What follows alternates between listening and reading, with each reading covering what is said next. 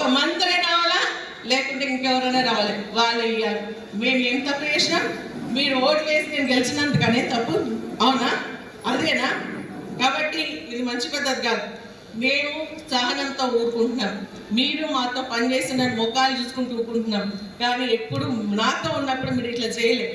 ఎవరి సాహసంతో మీరు ఇట్లా చేస్తున్నారో అది మీకు చెడు జరుగుతుంది, మీ పార్టీకి చెడు జరుగుతుంది, అది గమనించాలని చెప్తా ఉన్నాం. మేము చేయాలంటే ఒక్క నిమిషం కాదు, ఇడని గుంజి పారేస్తాను. కానీ అది పద్ధతి కాదు.